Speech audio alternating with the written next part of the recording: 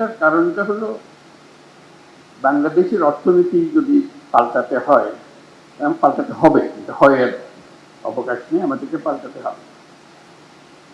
কারণ চট্টগ্রাম বন্দর হলো ভরসা।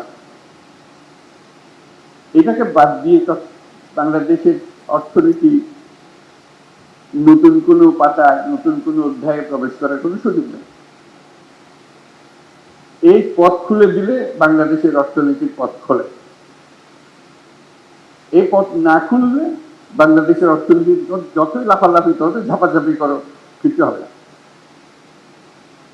তুমি একজনকে বোঝাচ্ছিলাম যেটা কেন আমি এরকম মনে করছি।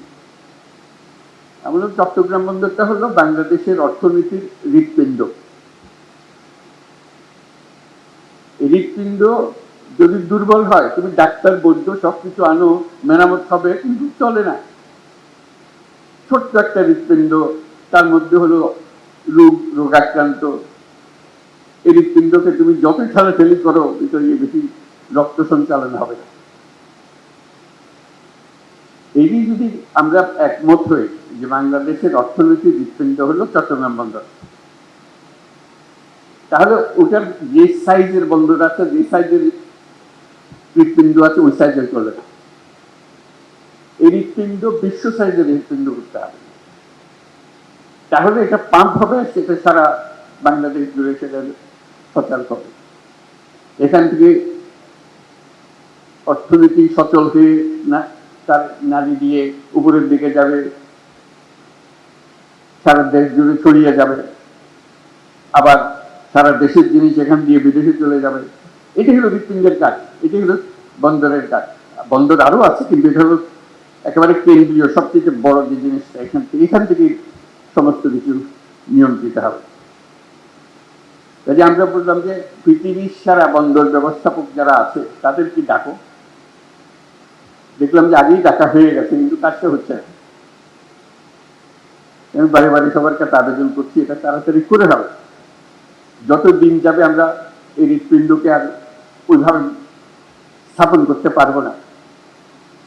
আমাদের যে সুযোগ আছে, এই সুযোগে আমরা হৃৎপিণ্ডকে ওই সাইজে, যে সাইজে আমরা কল্পনা করি বাংলাদেশের অর্থনীতি দাঁড়াবে, বাংলাদেশের ভবিষ্যৎ পরিবর্তন হয়ে যাবে, এটা পরিবর্তন না করে বাংলাদেশের কোনো অর্থনৈতিক পরিবর্তন সম্ভব না।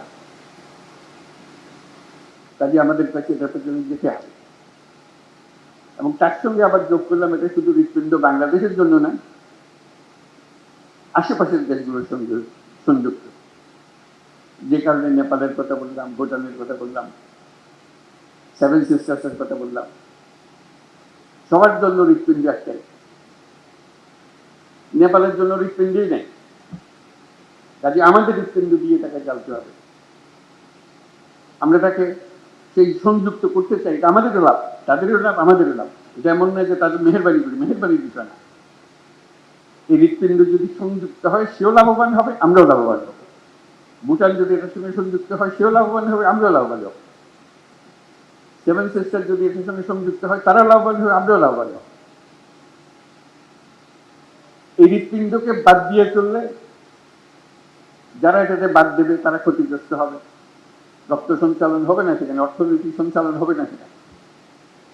এটা আমাদের কারো কাম্য না, তাদেরও কাম্য না, আমাদেরও কাম্য না। আমরা চাই যে সবাই মিলে আমরা এই বন্দর থেকে এই সঞ্চালনটা পাই,